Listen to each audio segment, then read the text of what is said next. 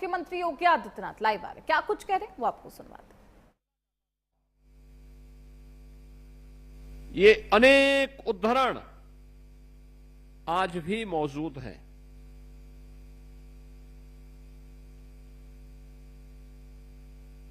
स्वाभाविक रूप से बात सामने आती है, ऐसी क्या आवश्यकता थी जो कांग्रेस को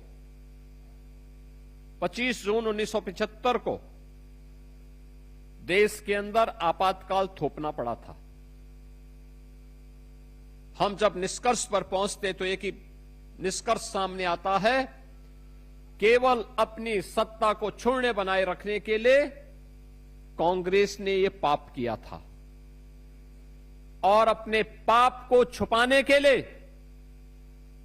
कांग्रेस ने उस समय के नौजवानों की आवाज को, राजनीतिक दलों के कार्यकर्ताओं की आवाज को, विभिन्न सामाजिक और सांस्कृतिक संगठनों की आवाज को दबाने की भी कुत्सित चेष्टा की थी। बहनों और भाइयों, संविधान का प्रियम्बल संविधान की आत्मा कही जाती है। जब देश के अंदर लोकतंत्र सस्पेंड किया गया था, न्यायपालिका के अधिकार को सीमित कर दिया गया था, मीडिया को प्रतिबंधित कर दिया गया था, तब रात के अंधेरे में भारत के संविधान के प्रियम्बल को भी बदल दिया गया। आप ये कृत्य देखिए, ये वह कांग्रेस कर रही है जिस कांग्रेस के युवराज आज संविधान की प्रति लेकर के देश भर में जनता की आंखों में धूल झोंकने का काम करते हैं। आपने देखा होगा इनके दोहरे आचरण को। इनका यह दोहरा आचरण जो संविधान की प्रति लेकर के लोग घूमते हैं,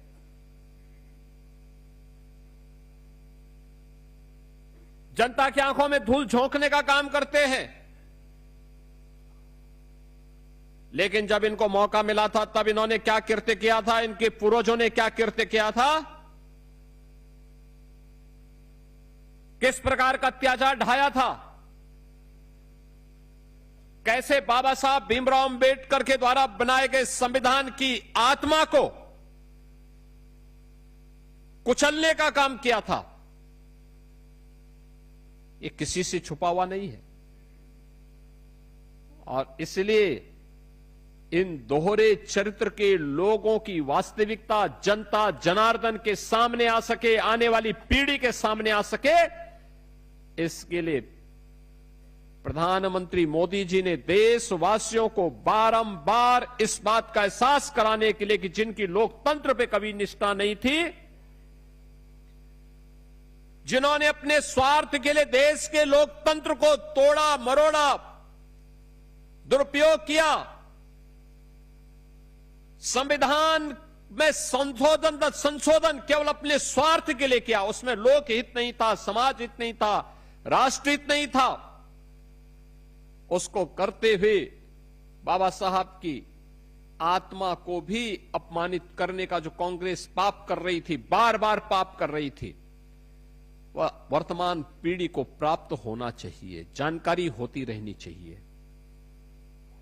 बहनों और भाइयों, अतीत की गलतियों का परिमार्जन और उससे सबक वर्तमान पीढ़ी सीख सके, यह अत्यंत महत्वपूर्ण है। और इस दिशा से आज का दिन 25 जून की तिथि को संविधान हत्या दिवस के रूप में पूरे देश के अंदर आयोजित करके वर्तमान पीढ़ी को भी इस बात का अवगत कराने का कार्य हो रहा है। आज संविधान की आत्मा को कुचलते हुए 5 दशक से अधिक समय हो चुका है। स्वाभाविक रूप से जिनकी उम्र 50-55 साल तक होगी, उनको उस समय की घटना का बहुत स्मरण नहीं होगा। उससे कम जिनकी उम्र है उनको भी कुछ भी पता नहीं। आने वाली पीढ़ियां भूल न जाएं, ये बताने की आवश्यकता है। जो लोग संविधान की प्रतियां लेकर के घूम घूम करके जनता की आंखों में धूल झोंक रहे हैं, इनके दोहरे चरित्र को जनता के सामने उजागर किए जाने की आवश्यकता है। एक पक्ष इसका और दूसरा पक्ष वह जो उस समय श्रीमती इंदिरा गांधी के अत्याचार के कारण करा रहे थे। लोकतंत्र के समर्थन में जेल की यात्रा कर रहे थे। श्रीमती इंदिरा गांधी जी के आदेश से उस अत्याचार की चपेट में पिस रहे थे। ऐसे श्री लालू प्रसाद यादव जी हों, स्वर्गीय मुलायम सिंह जी हों, इनकी वर्तमान पीढ़ी क्या कर रही है? ये आज उसी कांग्रेस के साए में अपनी राजनीति करते हुए दिखाई दे रहे हैं। याद करिए, जब भी समाजवादी पार्टी कांग्रेस के साथ गठबंधन करने का प्रयास करती थी, स्वर्गीय मुलायम सिंह जी उसका विरोध करते थे। कहते थे कि सब कुछ हो जाएगा लेकिन कांग्रेस के साथ गठबंधन नहीं होना चाहिए। लेकिन उनके उत्तराधिकारी क्या कर रहे हैं? उनका आचरण देखो ना। वे कुछ भी हो जाए,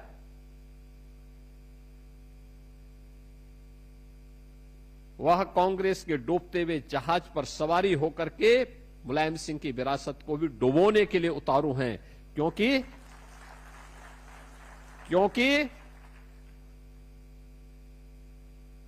कांग्रेस ने लोकतंत्र को कुचला था और इनका भी लोकतंत्र पे कोई निष्ठा नहीं है। याद करिए ना, इनकी भी जब सत्ता थी तो उन्होंने लोकतंत्र को कुचलने के लिए कोई कोर कसर नहीं छोड़ा था। इन्होंने भी सभी संस्थाओं पे हमला किया था। क्या कार्यपालिका हो, क्या न्यायपालिका हो, क्या प्रेस हो, ये बराबर सब पे हमला करते थे। किसी के साथ निष्ठा नहीं थी, किसी का सम्मान नहीं करते थे। इसलिए अपने समान उद्देश्य के लिए ये लोग आज भी एक दूसरे के साथ जुड़ करके, एक दूसरे के साथ मिल करके देश के लोकतंत्र को कमजोर करने, परिवारवाद की राजनीति को प्रेरित और प्रोत्साहित करने के लिए, भारत की संवैधानिक मान्यताओं के विपरीत आचरण करना अपना जन्मसिद्ध अधिकार समझते हैं। बहनों और भाइयों, भारत आज दुनिया के अंदर सबसे बड़ा लोकतंत्र है, तो इसलिए क्योंकि भारत के स्वाधीनता संग्राम सेनानियों ने, भारत के क्रांतिकारियों ने देश की आजादी के समय उन मूल्यों और उन आदर्शों के लिए अपने आप को समर्पित किया था। और इसलिए व्यवहारिक रूप से जो भारत के हित में है उसको उन्होंने प्रभावी ढंग से संविधान में बाबा साहब डॉक्टर भीमराव अंबेडकर जी के नेतृत्व में रेखांकित करवाने का काम किया था। याद करिए, जब G20 की बैठक भारत में आयोजित हो रही थी, अलग अलग राज्यों में आयोजन हो रहे थे, तब प्रधानमंत्री मोदी जी ने दुनिया के सामने कहा था कि भारत दुनिया का सबसे बड़ा लोकतंत्र ही नहीं बल्कि यह दुनिया का सबसे प्राचीन लोकतंत्र भी है, और अगर कह सकें तो भारत लोकतंत्र की जननी भी है, लोकतंत्र की जननी भी है। जब दुनिया लोकतंत्र के बारे में नहीं जानती थी, तब भारत के अंदर तमाम गांवों में तमाम ऐसे क्षेत्र थे जहां पर लोकतांत्रिक मूल्य और उसके अनुरूप व्यवस्था का संचालन होता था, स्वतःस्फूर्त भाव के साथ होता हुआ दिखाई देता था। बहुत सारे ऐसे उदाहरण मिलते हैं जिनका हजारों वर्षों का इतिहास है, जिसमें इस बात के उल्लेख मिलते हैं कि लोकतंत्र भारत के जीन्स का हिस्सा है। लोकतंत्र की शासन पद्धति भारत के अंदर ही पनपी, फली फूली, दुनिया के अंदर गई और आज भारत फिर से दुनिया के सबसे बड़े लोकतंत्र के रूप में शानदार यात्रा को लेकर के चल रहा है। ये लोकतंत्र, यह दुनिया के सबसे बड़े लोकतंत्र में ही संभव हो सकता है जहां पर कार्यपालिका हो, न्यायपालिका हो या विधायिका या मीडिया, ये सभी स्तंभ एक दूसरे का तो सम्मान करते हैं ही, लेकिन अंततः जनता को जनार्दन मान करके उनके प्रति जवाबदेह होते हैं, उनके प्रति जवाबदेह होते हैं। समाज के अंतिम पायदान के नागरिक के लिए, अंतिम पायदान पर बैठे हुए व्यक्ति के लिए शासन की योजना का बनना ये लोकतंत्र की सशक्तिकरण का आधार है। जब प्रधानमंत्री मोदी जी सदी की सबसे बड़ी महामारी के दौरान, जिस महामारी ने पूरी दुनिया को पस्त कर दिया था, जिसके सामने बड़े बड़ी शक्तियां धराशायी हो गई थी, उस कोविड के दौरान, कोविड महामारी की चिंता के बगैर जब देश के अंदर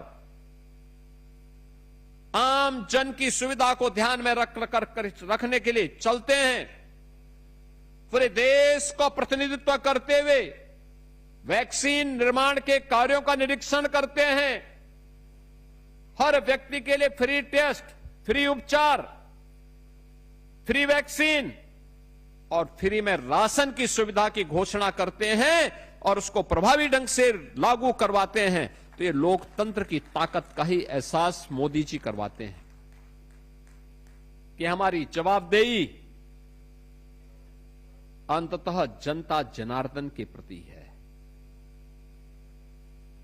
हमने नैतिक रूप से, अंतःकरण से अंतिम पायदान पर बैठे हुए व्यक्ति के प्रति अपने लोकतांत्रिक मूल्यों और आदर्शों की जवाबदेही सुनिश्चित की है और इसीलिए शासन की योजनाएं बनती हैं। सबका साथ और सबका विकास का ये भाव उसी लोकतंत्र को पुष्ट करता है, जिसके तहत बिना जाति, बिना मत, बिना मजहब, बिना क्षेत्र, बिना भाषा देखे भारत का नागरिक है, पात्रता की श्रेणी में आता है, वह योजना का लाभ प्राप्त करने का अधिकारी है और मोदी जी की सभी प्रकार की योजनाएं इस दिशा से समर्पित हैं। 4 करोड़ गरीबों को मकान की सुविधा उपलब्ध हो जाना, 12 करोड़ गरीबों के घर में शौचालय बन जाना, 10 करोड़ गरीबों के घर में रसोई गैस का कनेक्शन पहुंच जाना, 80 करोड़ लोगों को फ्री में राशन की सुविधा देश के अंदर मिल जाना, 50 करोड़ लोगों को देश के अंदर 5 लाख रुपए की आयुष्मान भारत की सुविधा का लाभ प्राप्त हो जाना, ये सभी भारत के पुष्ट लोकतंत्र को ही प्रदर्शित करता है, जिसमें सत्ता अंततः लोकतंत्र के प्रति जवाबदेह होती है जब वह जनता जनार्दन के अंतिम पायदान पर बैठे हुए व्यक्ति की चिंता करती है। एक तरफ मोदी जी के नेतृत्व में लोकतंत्र को मजबूती प्रदान करने का वह अभियान, जिसमें जनता ही सब कुछ है। लोकतंत्र का मतलब भी यही है, जनता का शासन, जनता के द्वारा जनता के लिए। योजना का लाभ, उसका अंतिम उनका निष्कर्ष क्या है, वो अंतिम पायदान पर बैठे हुए जनता जनार्दन के व्यक्ति को इस योजना के साथ जोड़ना। परिणाम 25 करोड़ लोग गरीबी रेखा से मुक्त होकर के एक नए मध्यम वर्ग के रूप में उभर करके अपनी आकांक्षाओं की पूर्ति करते हुए दिखाई देते हैं और देश के विकास में अपना योगदान देते हुए दिखाई देते हैं। ये जो अभियान है, ये उसी अभियान का हिस्सा है। एक तरफ मोदी जी के नेतृत्व में पुष्ट हो रहा लोकतंत्र और दूसरी तरफ जब सत्ता मिली थी तो अपने स्वार्थ के लिए लोकतंत्र का गला घोंटने वाली कांग्रेस के उस चाबुक को अभी भी सपा और कांग्रेस उनके सहयोगी आरजेडी जैसे दल लगता है भूले नहीं है। यही कारण है अभी भी उनके मन में वही भाव है और यही कारण है कि लोकतंत्र को कमजोर करने के लिए इनके द्वारा सत्ता में रहते हुए भी और आज भी लगातार उस प्रकार की शरारतें की जाती हैं जो जब इन्होंने सत्ता में रहते हुए की थी। बहनों और भाइयों, हम सबको इसके प्रति सजग रहना चाहिए। आज मुझे इन लोकतंत्र सेनानियों का सम्मान करते हुए यहां पर गौरव की अनुभूति हुई। उनकी अपनी पीड़ा है। उस समय के अत्याचार को उन्होंने अपने आंखों के सामने लोकतंत्र को बचाने के लिए, सरकार के मनमानेपन पर लगाम लगाने के लिए जेल की यातना सही और इसीलिए प्रदेश में जब लोकतांत्रिक मूल्यों के प्रति समर्पित सरकार आई तो सरकार ने भी उन लोकतंत्र सेनानियों के सम्मान के लिए अपने कार्यक्रम को आगे बढ़ाया। आज मुझे बताते हुए प्रसन्नता है कि प्रदेश के अंदर हमारे 3,780 लोकतंत्र सेनानी, 1,461 उनके आश्रित हैं। आश्रित में लोकतंत्र सेनानी की पत्नी या उन पर आश्रित कोई एक व्यक्ति, इनको हम लोगों ने उसके साथ जोड़ा है। हम लोगों ने लोकतंत्र सेनानी कि अगर दुर्भाग्य से मृत्यु होती है या उम्र के कारण, किसी बीमारी के कारण या किसी अन्य आपदा की चपेट में आता है और उनके उत्तराधिकारी यथास्थिति पति पत्नी को वर्तमान में हम लोगों ने व्यवस्था दी है और 2018 से हम लोगों ने उनकी प्रतिमाह सम्मान राशि 20,000 रुपये प्रदेश के अंदर की है। 20,000 रुपये हम उन लोकतंत्र सेनानियों को उपलब्ध करवाते हैं। इसके साथ ही लोकतंत्र सेनानी या उनके उत्तराधिकारी यथा पति अथवा पत्नी में से जो भी हो, एक सहायक के साथ पूरे प्रदेश में उत्तर प्रदेश राज्य परिवहन निगम की सभी श्रेणी की बसों में निःशुल्क यात्रा की सुविधा भी उन्हें प्रदान की गई है।